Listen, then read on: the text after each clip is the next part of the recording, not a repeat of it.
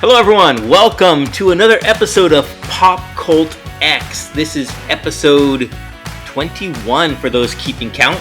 I'm your co-host, Daniel, and with me, if you want to say hello, is... Gabriel. How's it going? Gabriel. there seems to be always a little delay. I don't know if it's the technology we're using or maybe we're just off in deep thought. So if you ever hear a little delay in our talk when we're talking, just keep in mind that that's it. We're probably just lost in thought. It's because we're Gen Xers and we're not the quickest anymore. Talking about Gen Xers, and I just want to say this because it was funny. I was lying down watching Schmigadoon on my phone last night. So I finally got around to watching the first episode. Now, I know we've talked about this off air that you're not a big fan of the show. Yeah. Which is okay. It's not for everyone. I totally get that. But as I was watching it, I guess I drifted off to sleep, and my phone hit me square in the mouth. It hurt. Were you holding your phone above your head? I was holding it like this, and I guess I was watching it, and then I guess I fell asleep momentarily. Phone slips out of my hand. Boom! Yeah. Smacks me on the mouth. I'm surprised I don't have a fat lip because it hurt. Yeah, that's hilarious.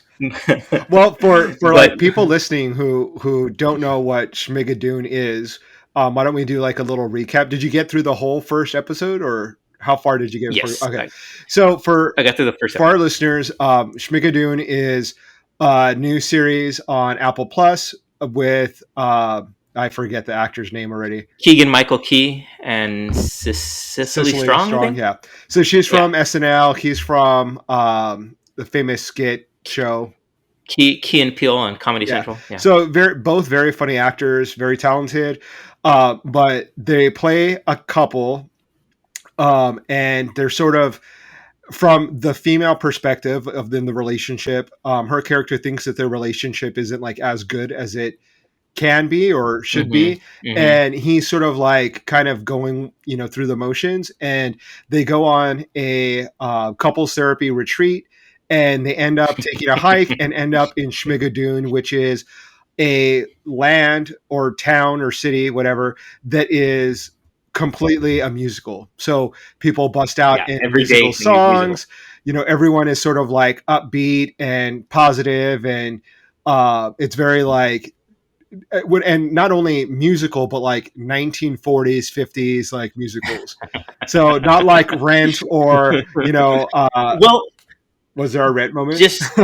No, there wasn't a Rent. Not yet. But from what I was reading about the series, it seems like it's progressing in its I guess starting from the 40s, musical My Fair Lady.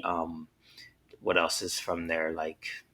All those type of style of musicals, and then it's at the end, it's getting into more of a 70s styles musical with Pippin and stuff like that. So it's going to be interesting to see how it progresses. But continue. That final episode would be really funny if it was hair inspired and the cast is all fully naked. But so I did watch the first episode, and it is funny, but what you and I talked about off air is that I'm not a big musical fan, especially from that time period. I think that I'm more of a fan of modern day musicals like Hamilton or Rent or things that I can relate to. I don't relate to people that just bust out and sing about falling in love or I don't know, whatever. It just seems cheesy to me. And my critique of it is that it seems like the funniest part, the whole gag of it is that I think it's playing to people who are either in musical theater or were in musical theater, and that's their main target audience. And I'm not part of that, but those people that were performers or stage people would really enjoy it because that's the humor that I think that it's based off of. It's sort of a wink, wink, nudge, nudge, I kind of get that. Almost like an insider. I mean, I'm sure other people can watch it and still find it humorous, but that's just kind of how it struck me, is that you kind of have to be part of that scene.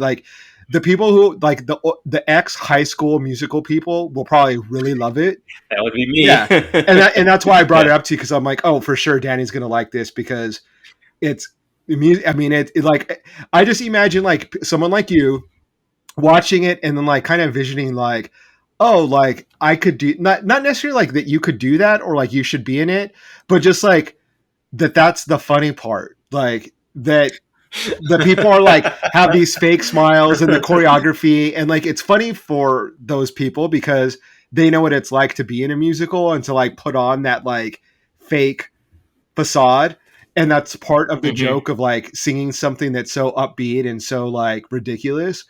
But I don't know, for me it wasn't as interesting. Well, it was. I see what you mean by being, maybe geared towards those, towards Yeah. us, or towards the musical theater kids, but and especially because when they were doing some of the what you call them, the numbers or choreographed numbers, I can say, hey, look, that looks a lot like Guys and Dolls, or Hmm. gave me a feeling of the different musicals that I've seen or even performed in.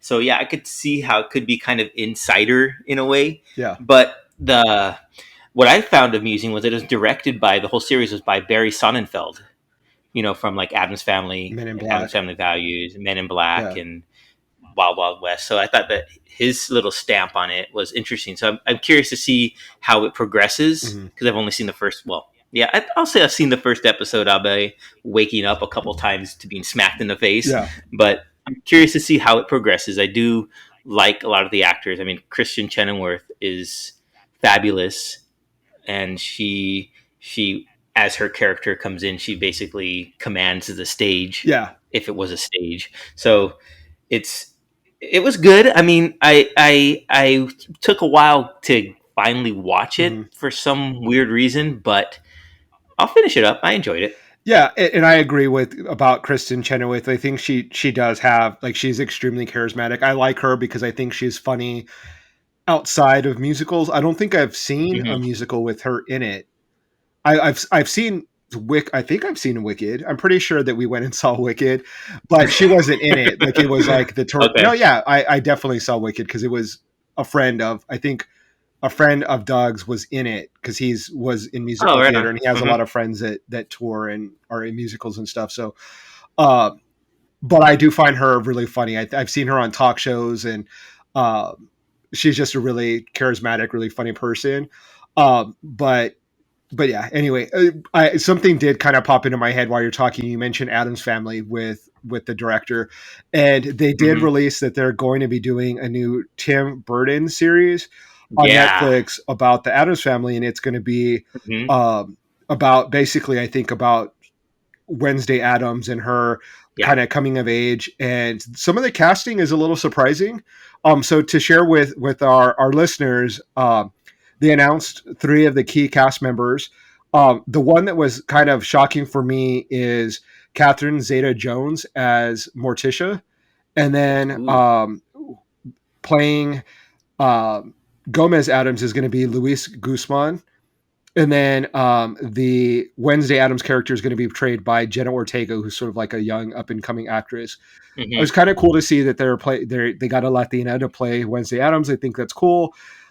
I was kind of surprised by the two parents like figures, and um, I'm not a huge fan of Catherine Zeta-Jones, and I'll share the reason why.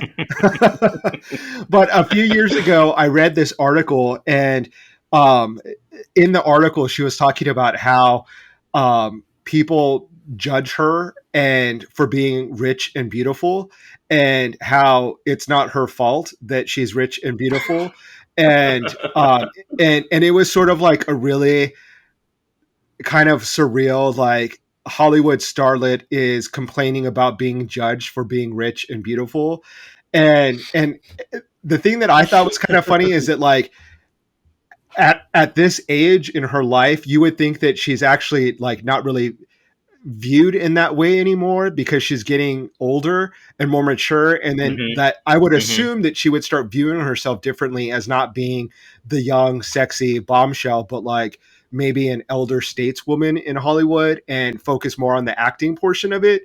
And the whole rich part just sounded ridiculous. Like she's married to, I think, Michael Douglas, and Hmm. um, that is kind of like, I don't know, the way that she just said that you know that she's like, it's not her fault that she's rich, but like you did purposely marry someone extremely older than you that's part of like a legendary Hollywood family. So It's not like you were born rich or that you like really worked super super hard to become extra rich. Like part of that is you're now part of Hollywood, you know, royalty because of your Royalty. husband who you married, not because of, I mean, what is she most famous for? Zorro and Chicago, right? Those are the Yeah. only two things that I can think of Hmm. her. And I never saw Zorro, so I can't really speak to that. Chicago, again, not a fan of musicals, so I saw like briefly part of it.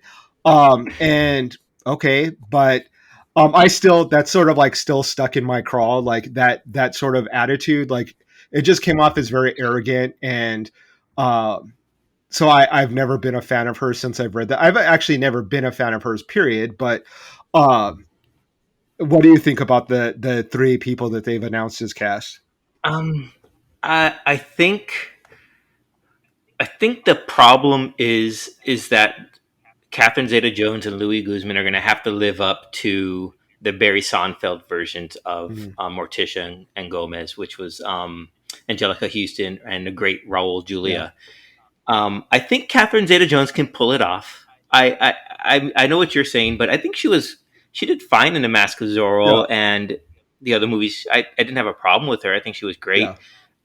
But I'm a huge fan of Louis Guzman. I really Mhm. enjoy his work. I enjoy his kind of dry humor. So it's not like it's meant to be funny, but in a way it is funny in some of his roles that he plays, Mhm. and how he doesn't take himself too seriously. It seems like, Mhm. but stepping into the role of Gomez Adams is going to be difficult, I think. Now, I know when they redid the Adams Family, the cartoon animated Mhm. version, who did the voice of that? It That was was Charlize Theron and I want to say Oscar Isaac or yes, yeah. Oscar Isaac. You're right.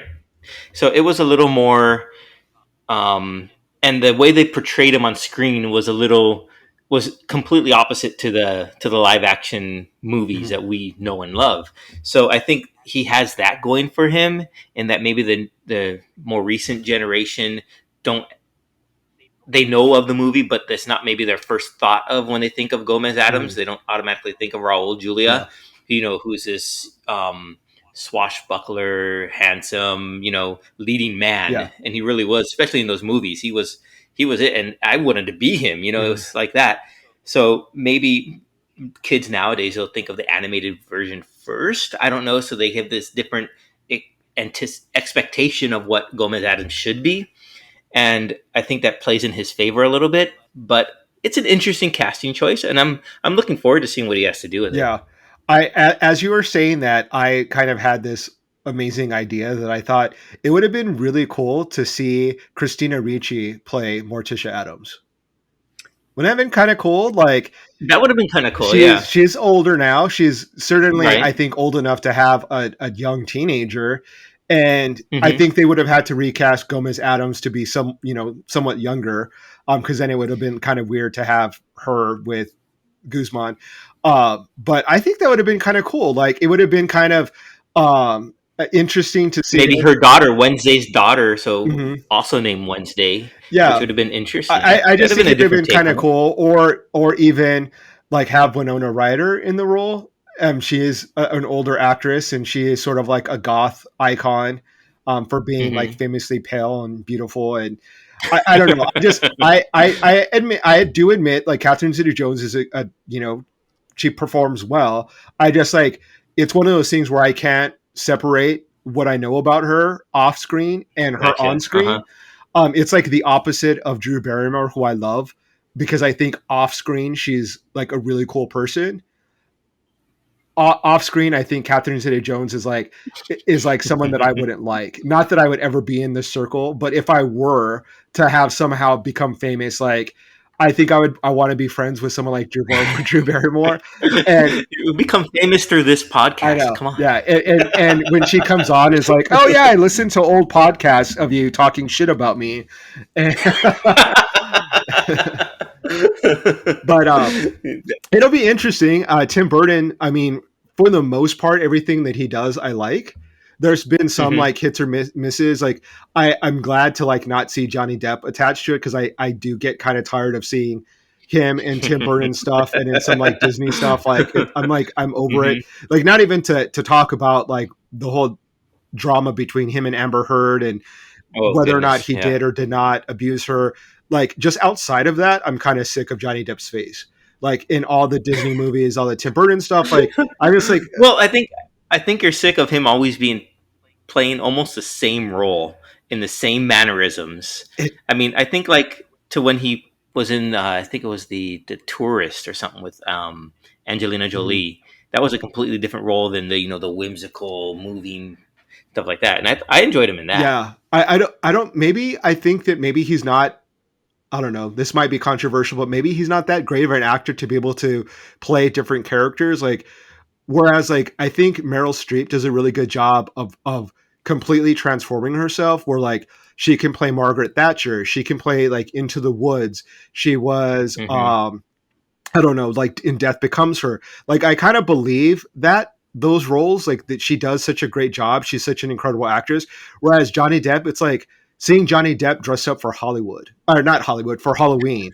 Like, it's like him dressed up as a pirate, him dressed up as Yeah, the Mad I see Hatter. what you mean. Like, all I see is Yeah, Johnny Depp in makeup. Like, and maybe it's because the makeup is so over the top and like so Halloweeny. could be. Like, whereas Meryl Streep Hmm. stuff is like more realistic looking. I don't know. Maybe I've never really gone down that rabbit hole of like determining why like I don't like those roles, but it just like it's like overexposure. And of course Disney, once they have a formula for success and like they can make money, they're like, okay, people like Johnny Depp, let's put him in everything and we're going to like Yeah, kill this yeah. and just completely make people tired of it. Okay.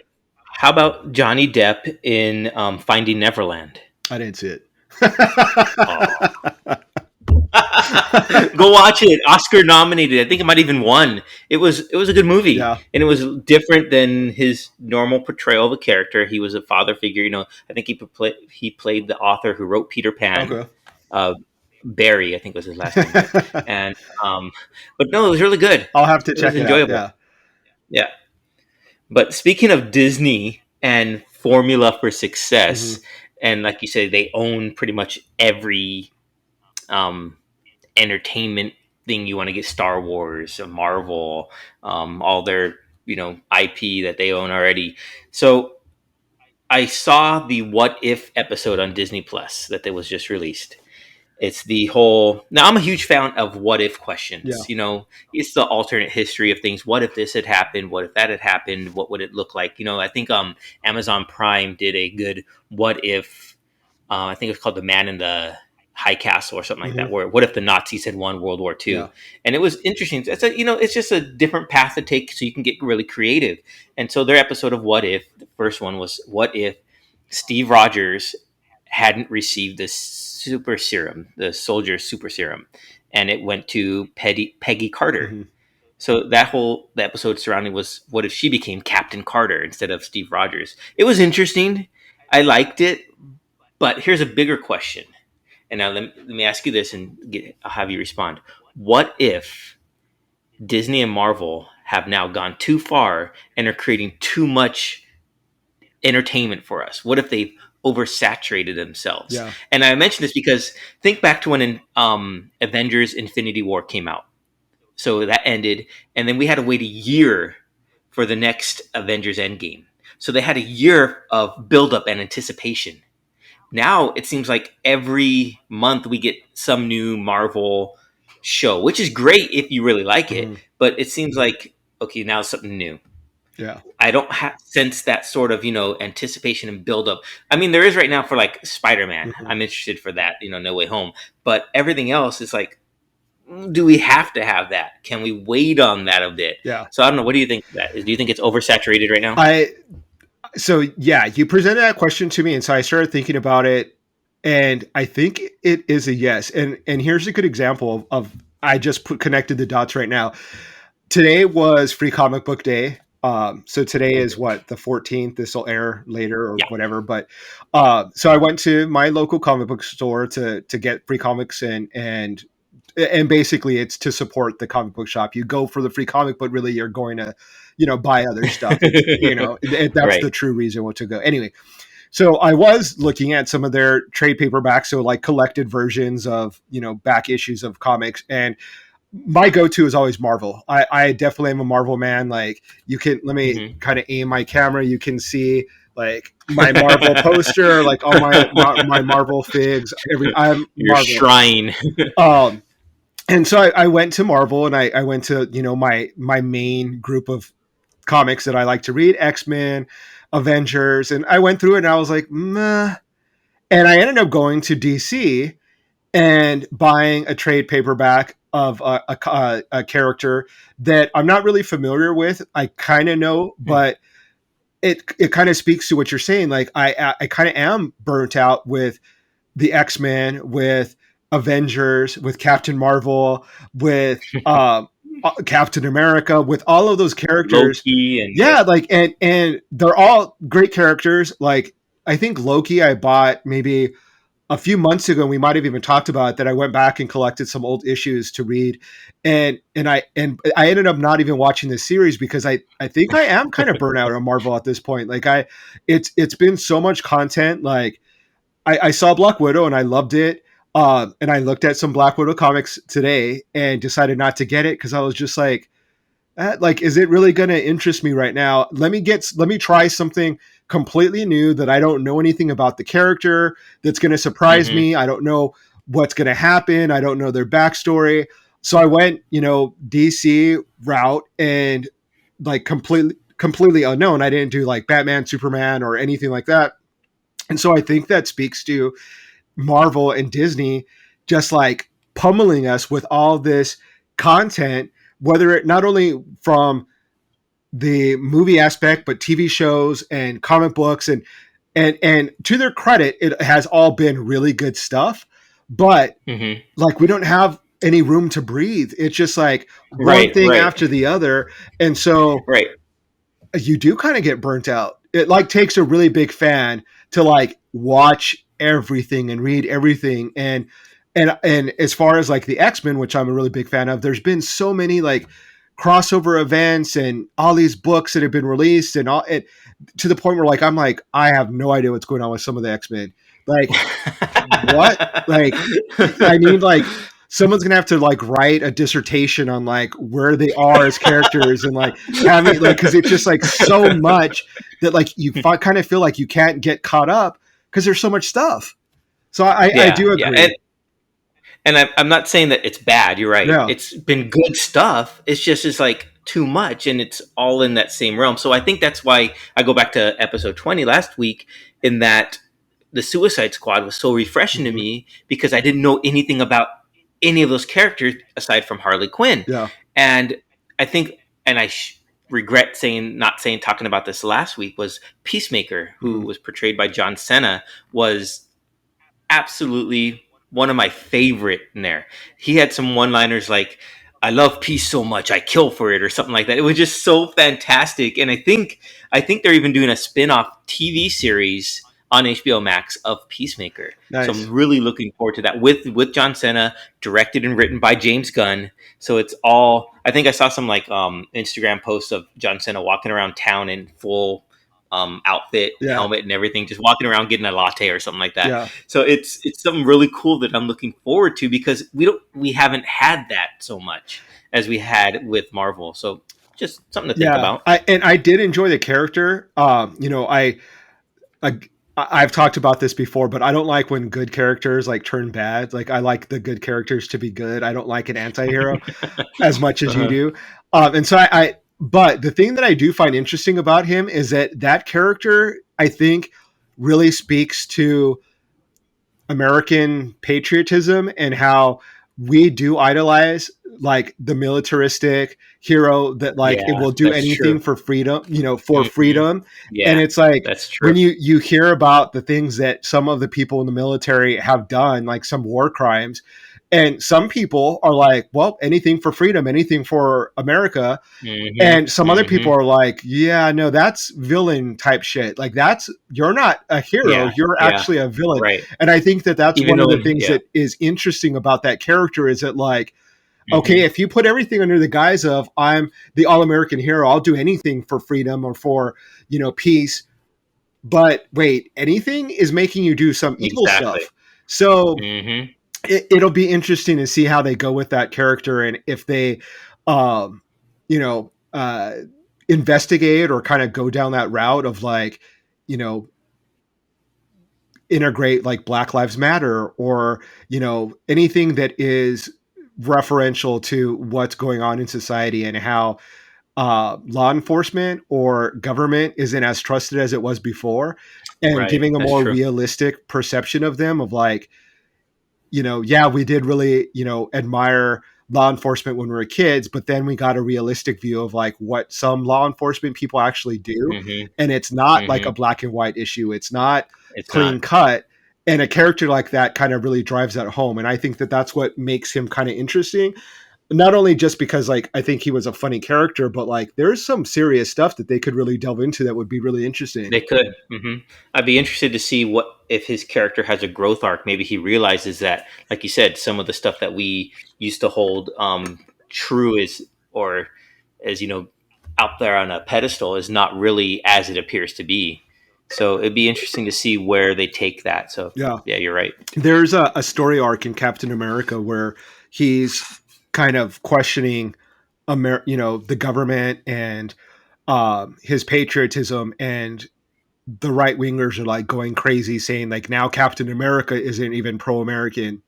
And it's like, you can be pro America and patriotic, but you can also be honest and realistic with the flaws that we have in our government, and And I want to think do you are better. being patriotic if you are being honest about the Yeah. flaws, That's what a because you're true patriot realizing does. exactly Yeah. not these, what we see nowadays that call themselves patriot when they're just terrorists. Yeah. Yeah, Yeah, and there's a lot of that in definitely. comics. I know you're not a real big comic book fan, but there's also a new Superman who is the son of Kal-El, which is the son of Superman and Lois Lane. Hmm. And I think his, Superman's old catchphrase was like truth, justice, and the American way. And they have changed that now. And he doesn't say in the American way. And so again, the right wingers are like, oh my God, you're changing, and Dean Cain, who is like Z-list celebrity who played Superman like back in like the 70s or something. Hmm. He In the early 2000s, late 90s. he like famously like goes on like any talk show that will have him, and like talks about how like Superman would never. And it's like, you're not the writer, you're not the creator, you played Superman for Exactly. like a blip in his history, Hmm. so you really have no Hmm. like reason to be dictating to people what Superman can or can't do, or any other. What do you mean? Right. He goes around wearing the costume underneath his clothes wherever he It would goes. be What do you mean he's not really Superman? funny if he did, and sad in so many ways. It I was. wouldn't doubt it. And so yeah, so and typically the people that are complaining about these comics becoming, woke comics or whatever you want to call them, are people that aren't even familiar with the history of comics, because like comic books have Hmm. actually explored that same territory like in the 60s. And that's why like people who are true comic book fans like love comics, because they've explored racial inequality, sexism, things like that, like forever. Like this isn't a new thing. It's just that you, our country's so divided now that every little thing is politicized. So like looking at comics and trying to make a political issue out of it, but they don't even read comics and know the history of comics. So they start saying outlandish things like, "Oh, now Captain America is quote woke," or "Superman is woke." Well, actually, they've already Hmm. have been, and like that they've explored that territory like decades before you even became interested in it. So I don't know. It's kind of interesting. I'm definitely kind of surprised to hear about the Peacemaker getting his own spin-off, and I think it'll be Yeah. cool to watch. Is it going to be a television series? I think on HBO Yeah, Max. HBO Yeah. Max. Okay, cool. Yeah, I can't wait. I'm excited to see that. Yeah. It looks interesting. And like you said, I agree with all the points you were making about the comic books and being woke. I mean, Captain America was a propaganda piece when he first came out to about punching Hitler in the face, Yeah. right? So. Well, and what's interesting about that is like he like I always post that, by the way, like him punching Nazis and like him like punching Hitler in the face.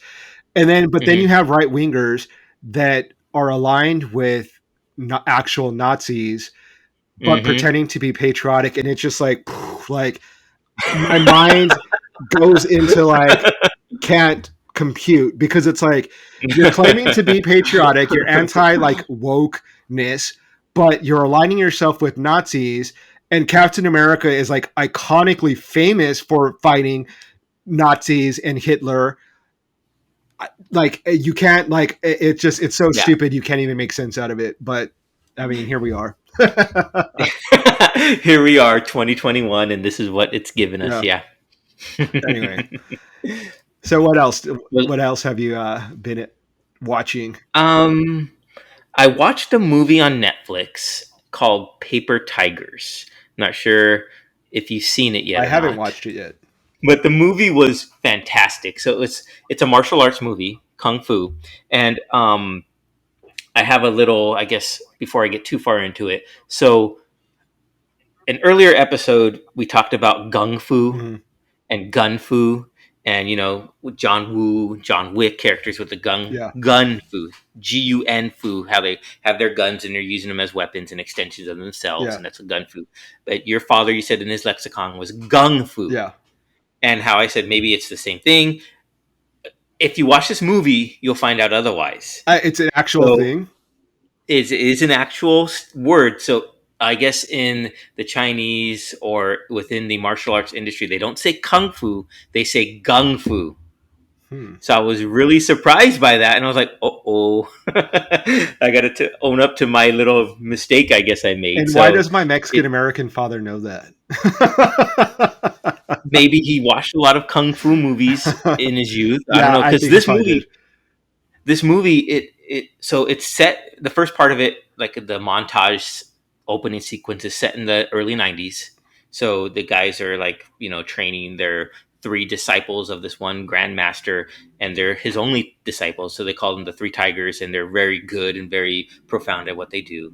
And then it cuts after that montage to 30 years later, and now they're middle aged, so they're more or less our age, Yeah, and their Sifu dies, so they have to like unravel the mystery behind his death and rekindle their fighting spirit, so to speak. And you can only imagine, you haven't done kung fu in 20 years. You go and you try to get into a fight and you try to do some of the moves. It's gonna hurt. yeah. So, and I can relate to that because I had been after many years of not doing martial arts. I studied taekwondo for like probably 10, 15 years, and then took a long break and then went back into kung fu. And oh my gosh, it hurt. It was painful. So a lot of the stuff that they were feeling on the screen, I could totally relate, and it was hilarious. And the whole movie it's a comedy. It reminds me of like Jackie Chan's like Rumble in the Bronx or Okay. Super Cop. So it has that sort of like style and vibe. It's very, I don't want to say low budget, but it's not a blockbuster Hmm. by any means. But I think right now it's like number 6 on Netflix worldwide movies Nice. watch list. So it's getting up there, and it's really a fun movie. It really reminds me of those movies. So it takes me back to when I was enjoying watching those, and the whole story, the martial arts choreography was fantastic, and it just seeing the moves there, it reminds me of when the first time I saw The Matrix. You know how The Matrix, he's like, I know Kung Fu, show me. And then they start fighting and you see him doing that. I got out of the movie theater and I was like, yeah, I'm ready to fight. I'm ready to go. I know all these stuff, Yeah. And it gave me back that same sort of feeling. Like I wanted to get up and start doing some blocks and kicks and stuff like that. So I'm not sure if that's how the director intended it, and maybe we'll ask him. Hmm. But I know he's getting that response from a lot of people who are in the same boat as me, where they have practiced martial arts in their youth and they haven't done it in a while, but now after watching this movie they want to get back into it. So it's kind of rekindling that, not only for his characters but also for the world at large. So I think that's really cool. Yeah, when I was a kid, both me and my brother took karate, and we had two of the weirdest teachers. The first one looked like Charles Manson, like literally looked like Charles Manson. And me being me, I would daydream in class, of course, and like I don't know what I was thinking about, but I wasn't like mentally there. So I would yawn, and no joke, he would literally get his fingers and like jab me in the mouth whenever I yawned. And so then it became like I would try to bite his hand. This is so weird, but I would try to like bite his fingers like out of spite. Like, why are you like poking me in the mouth whenever I yawn? And it was supposed to be like this is how like rebellious I am. Like I would be the worst. Like what's protege? Like I would be Mhm. one of I would be like in a kung fu movie, like the protege that like turns on the master and becomes a villain because he thinks he's better than Gotcha. them. That would be me. Uh-huh. Like I have to be honest with myself because like whenever someone like is challenging me, like I tend I don't react well to it. Let me just put it that way. And so okay, so anyway, that was my first karate teacher. The second one looked like Chuck Norris, like total Oh, like nice. hillbilly in Arizona, like white guy teaching karate. And the oddest thing about him is that he used to have like he would wear a baseball cap. Why are you wearing a baseball cap to teach karate? I don't know, but he did. And he would put it so like softly on the top of his head that whenever he would do like a move, like a punch or a kick, or Fall his off or hat something. would stay still and his head would move. And so like his hat would go in a different direction and then he'd have to like adjust it, but like adjusting it just meant like straightening it on, but not pulling it down on his head. It was the oddest thing in the world. Like it was that's what made me that's what triggered me into like never wanting to do martial arts. Like having those two teachers, I was like, okay, no, I'm done. So, if you want a visual of what Gabe's instructors look like, go watch the movie Napoleon Dynamite, and you'll see. Take a look at the martial arts instructor in there, and there you go. Yeah. I'm just kind of guessing, but that's what how I pictured it. So, I that's another like a confession of mine is that I've never fully watched Napoleon Dynamite. I've only seen parts of it. I can't get through it. okay, Gabe, go watch Napoleon Dynamite, just that one part, Yeah, and I just so I can then see you'll that, see. so I can get your reference. But it's like one of Yeah. those movies again, like Schmigadoon, where I'm like, am I not in on the joke? Like, I don't find their characters funny, and I think that's the thing, though. It's not meant to be funny. It's just like that's what's funny is that it's not funny. Like, I don't. yeah, That's not it's not. funny to me. It's just like a portrayal of someone's life. It's just like a sneak peek at their life in that certain time window, and I like that. I think that's funny, Huh? especially when they're characters that are more realistic in a way, because I can picture. Yeah. I mean, I went to school with some people like Napoleon Dynamite, so I can picture them in that role and just seeing how they would react, and definitely they would act that way. Hmm. And I think it's funny. I'll have to check it out. I don't know. I'm still not sold on Napoleon Dynamite. What 20 years later? I don't even know how old it is. It seems like it. It seems like it. Yeah, but Gary Sanchez Productions, that was really good. They did a lot of films. I'm sorry that they are no longer around, but Hmm. whatever. Sweet. Anything else catch your eye this week, or that Some new on music. the? I've been listening to the new Lizzo Cardi B collab. I think it's called Rumors. It's kind of cool, like catchy. Like I really like both Cardi B and Lizzo for their like Mhm. zero fuck attitude. Like they both kind of have been famously criticized for either like too provocative, too like overly sexual. Like I Mhm. think that Lizzo went to an NBA game once and she was wearing like something where basically her ass was hanging out and she had like a thong on and people were like, "Oh my god, she should be so ashamed of herself and how is she a role model and she's too big?" And it's like if it was Carmen Electra or I don't know, that's a really old reference, but like someone who's considered like you know hot or whatever, it Right, wouldn't even right, be right. bat an eye. They would be, but because she's a larger woman, like this whole idea of like she ought to be ashamed of herself, or because she is a black woman and she like owns her sexuality, she ought to be ashamed of herself. Or I mean, it's a lot of like shame being put on both Cardi B and Lizzo about their sexuality and like being overly sexualized. And I just think it's kind of weird because I feel like women of color get that a lot more like from like mainstream media and a lot of like calling them like whores or a lot of other and there's no need to go into a list of words that they get called, but you don't really see that when it comes to like I mean, I don't know who the white woman equivalent of that would be, but like, let's say like Kim Kardashian or Pamela Anderson. Like, Hmm. Kim Kardashian is like so mainstream, but was famous for being in a porno. Like, That's how and she got famous for yeah, and being so famous. Yeah. like, how is Cardi B like with her WAP song like any more or less scandalous? And I'm not saying we should shame Kim Kardashian, but I'm just like, it's curious that like when a white woman owns her sexuality and is provocative and on covers of magazines like completely naked, it's okay, and it's like it's, you know, sensational and it's amazing. But when like Afro Latina and an African American woman do it, it's disgusting. They're harlots. The world's gonna end. Like, it's horrible. So like, anyway, outside of that whole thing, the song is a good song. I love it. They address sort of that controversy, and I mean, and I'm glad to see that they kind of take that controversy and the remarks that they get, and they're like, we still don't give a shit. Like, we're still going to do Right. Right. what we do. Right. And haters are going to hate. Like, there's a lyric in there that like, it was such a good lyric. And I wish I would have written it down. But it was really, it was kind of like a profound, like, yeah, that's so true, Lizzo. Like, it's such a good lyric. I don't know if she wrote the lyrics. I'm going to have to check that out. But, um, it basically spoke to like how, people are going to always like talk shit, always going to hate on people.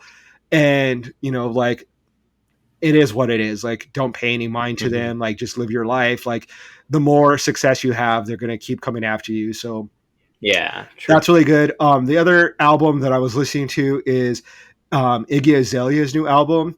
And I have mixed feelings about it because uh, Iggy Azalea is like famous for, being accused of like cultural appropriation, like white women from Australia, like taking over, a hip hop Mhm. persona. I hate to like admit this, but like I really do like her music. I can't help it.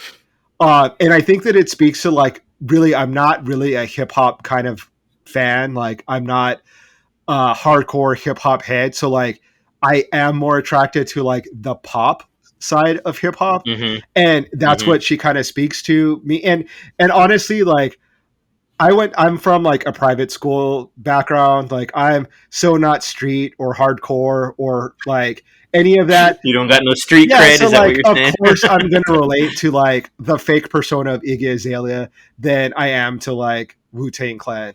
Like, and and Right. and I think that like there's, I mean, I don't think she should take the space of anyone within the hip hop community. Like, I don't think she should be considered the best female MC. Like, that should go to someone who like took part in the creation of that culture. But I do think that there's room for her, for the nerdy like white people that listen to that kind of music that aren't ever going to really fit in with like hardcore hip hop. You know what I'm saying? I'm I not hear going to you. really go to a Wu-Tang Clan and blend in like at a concert. Like, I'm going to stick out. Like, I'm not, that's not me. But I would, so like, I have to admit, like, as much as I don't like listening to a white Australian female rapper, I do like it. I can't help it. It's like a guilty It's okay. pleasure. Yeah, I hear you. I mean, it's weird because, like you, I don't listen to much hip hop, Yeah. but when I do, it's like I'm a big fan of DMX. I'm a big fan of Nas, and Nas just released a new album, Oh, okay. and on one of the tracks, he features again Lauren Hill, Huh. which I thought was really cool. It's like her first time making a comeback. I think the track is called Nobody, and it speaks to you. I'll have to read the lyrics again, but I was just listening to it and I really enjoyed it. And the message was basically, we like you're saying, we don't give any F. We don't care anymore what you think. We're just going to live our lives. Yeah, I'm trying to be the clean guy here,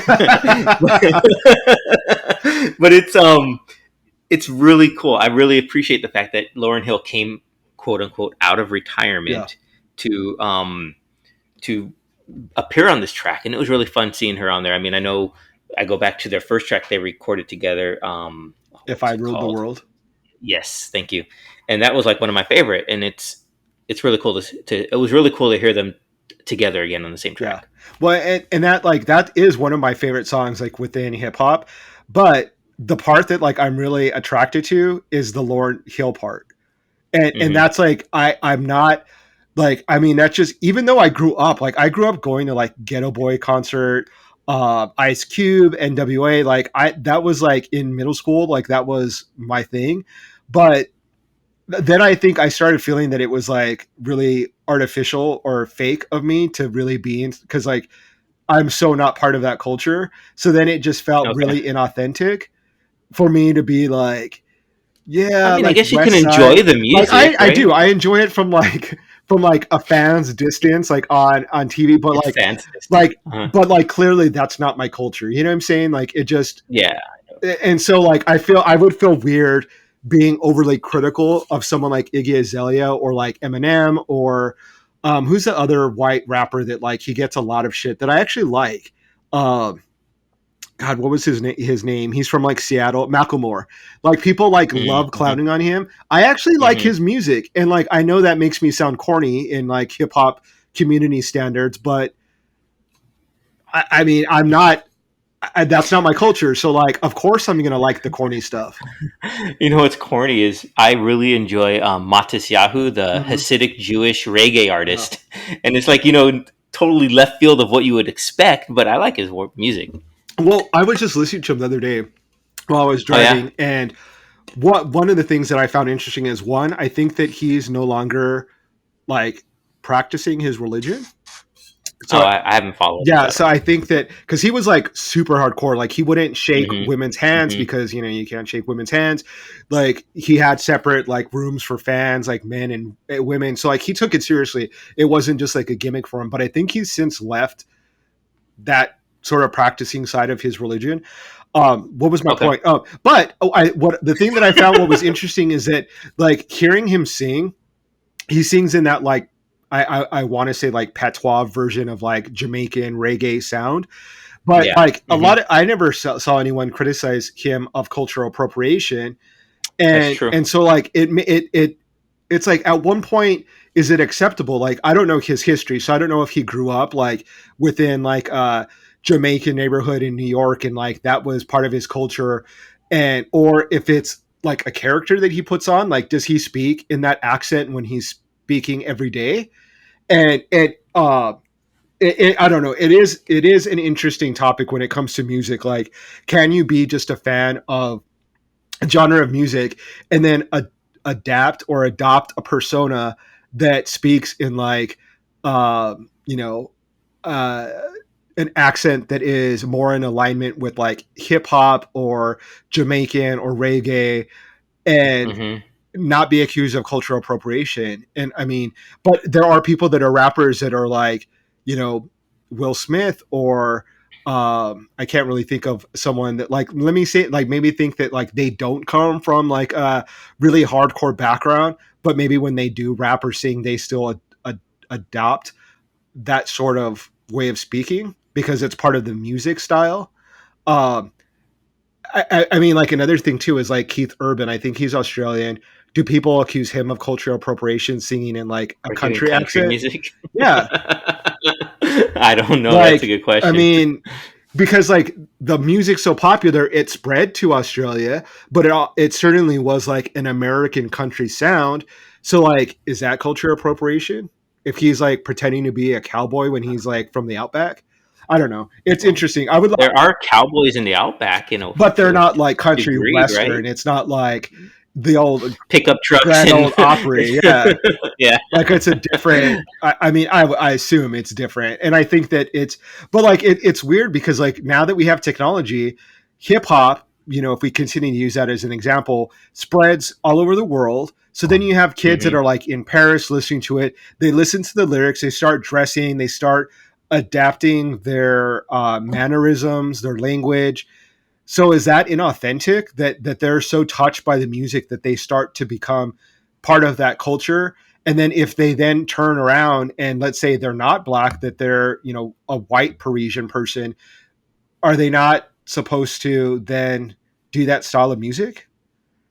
Even though they grew up listening to that style of music, you're like, don't look at me. I'm That's above my pay grade, I think.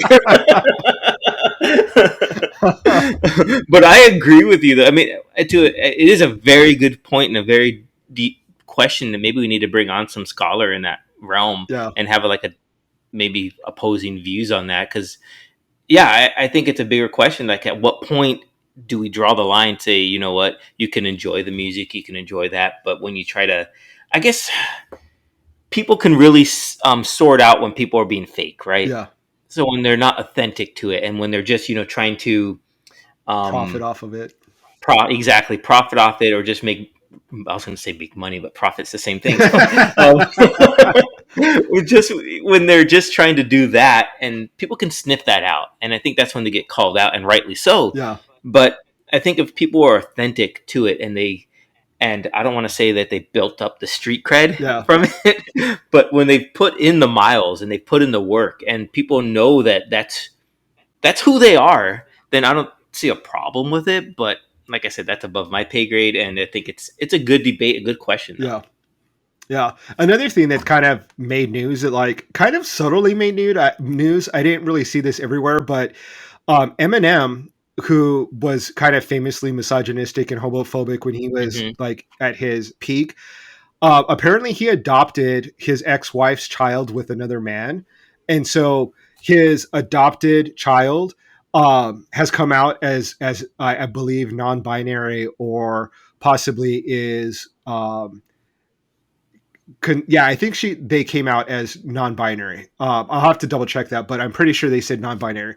And I think it's interesting to see how, if his attitude or how he has evolved now that his child has come out, and whether or not he starts to like open up his eyes to the LGBT community, and how he's matured. And I think that it's sad that if it takes like your child, well, I shouldn't say that, because I think that sometimes it does take someone close to you to like come out or to impact you personally for you to change your opinion about things. So I'm kind of curious if like he'll be more open.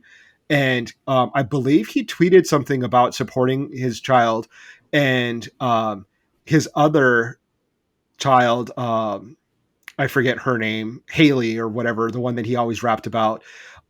She has accepted and kind of embraced their sibling. And so I don't know, it's kind of a good sign of, I guess, maybe someone famous who has grown and progressed in their nature, coming from like, making fun of Moby and using all kinds of derogatory terms for gay people or for men, and to progressing to a point where like he can wholly accept his child as who they are, and accept and love them. So I think that was kind of encouraging to see someone have that type of growth, especially in hip hop culture, which is traditionally very misogynistic and homophobic. So very true. Kind of cool. That is cool. I've never been a big fan of Eminem, so me, I don't know. Same. I have my niece she's like a grown adult now, but she came to visit me once. She's from Florida. Well, she's actually from Ohio, but now they live in Florida. And I remember watching MTV, and of course, me being me, he came up on it, and I was like, oh, I hate Eminem because I hate everything. And she like looks at me like dead in the eye, and she's like, well, Eminem probably hates you too. And I was like, well, oh my God. That's funny if Eminem even knows who I am. Like, thanks for thinking that he knows me and that I'm on his radar. But I'm not that popular. I would gladly wear that as a badge if Eminem hated me. Obviously, as like a Christina Aguilera stan, I had to hate Eminem because he like came for her in his raps and like labeled her as a whore, and she was like the youngest, like, I mean, if you're going to come after someone like really like a 19-year-old, like 5'1", 100-pound wet, little girl that's a pop singer, like I can't respect anyone that's like tries to like act like they're hard, but then like comes after Moby of all people, another like little vegan, skinny, nerdy guy, and Christina Aguilera. Like, you're a punk. And so anyway, now I'm going to start getting down that train, going down that path. So I'll stop. But I started it trying to give him a compliment, and by saying that he's and now I'm back into my old. So let me end it there. Like, I think it's good that he has accepted his non-binary child. So we'll end it at that before I Sounds good. start rolling down another path here. Right on, Uh, right on. um, well, I think I have nothing else for right now. One last thing I have actually is I'm reading a really good book called The House in the Cerulean Sea. It's by this Oh, author called named T.J. Klune, and I'm about halfway done with it, but it's a great book. Like when I'm done, we can probably like fully talk about it, but just to give you an idea of what it is, and if anyone wants to like join me and read it by the time I discuss it on whatever episode. Gabe's Pop Cult X Book Club. Yeah, it's about this future. I don't know if it's future or like this. It takes place in a setting that mythical beings exist. So like, let's say fairies, witches, trolls, dragons, etc. But they're placed into orphanages as children to monitor Okay. them, and the book comes from the protagonist being basically like a social worker where he goes and checks these orphanages and reports back to this organization that's in charge of managing these kids on whether or not they're being handled with care, basically. And he Oh. gets a new assignment and he goes, and there's like five kids, and one is a shapeshifter that can turn into a dog. One is like a dragon like creature. One is a gnome, which kind of funny is that she's a female gnome, but female gnomes also grow beards, so she has a beard. And a I want to say fairy, but maybe not a fairy, like a nymph or something like it, like a fairy kind of creature, like Yeah. a wood creature that can like control flowers and trees and the earth or whatever. Okay. Mhm. And then lastly, a young boy who they call Lucy, and the character finds out the reason why they call him Lucy is his full name is Lucifer, and he's actually the Antichrist. And Nice. so yeah, so that's what he's walking into is this orphanage, the house in the Cerulean Sea. It's an island, and it's these kids that are in this home with this caretaker, and the caretaker's basically trying to teach them that even though actually there's another kid that's like sort of like a blob kind of monster, and being labeled as a quote monster as a child and how that would impact them. And they're trying to teach this particular caretaker is trying to teach them like, you don't have to go down that path just because that's the expectation of you. You can be whatever you want to Hmm. be. Hmm. And so the social worker is going to investigate them, and there might be ulterior motives from this government agency. Like I've yet to determine that, and as far as I've read, but it's just a really interesting book. It's really like kind of interesting because like it obviously has like a fantasy realm to it with all these like mythical kind of beings, and obviously I'm a fan of like mutants and people with powers, so like that's right up my alley. And then how they're mistreated by like quote the norms in society, and how they're shunned Yeah. by them, and they're it's a metaphor of like it could be gay, it could be people of color, it could be a lot of things. Hmm. And so obviously, reading it, you relate to, or I relate to those characters. And so anyway, I really highly recommend it. If anyone wants to read a good book, it's called The House in the Cerulean Sea by T.J. Klune. I think it was like a New York Times bestseller. I think it's been out for a while.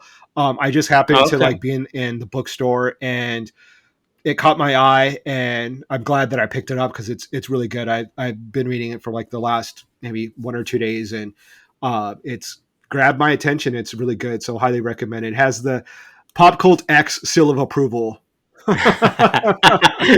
Sounds good. I think I'll have to. I've been looking for a new book to read, so I think I'll go ahead and pick that up from my local library or Are your my local libraries library open app. over there? Yes. Ah, you're Well, they lucky. were, but I get all my books through like the digital app, so I don't. Oh, so you I download just them read in off your. my phone or my Kindle. Oh, Yeah, okay.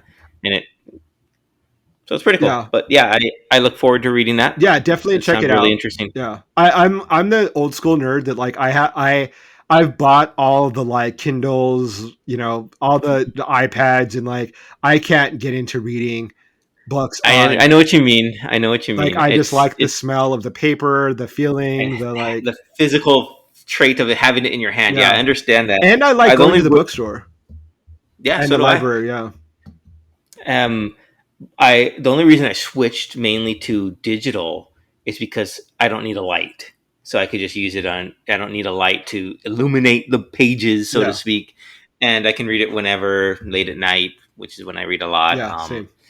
Yeah, so Cool. cool.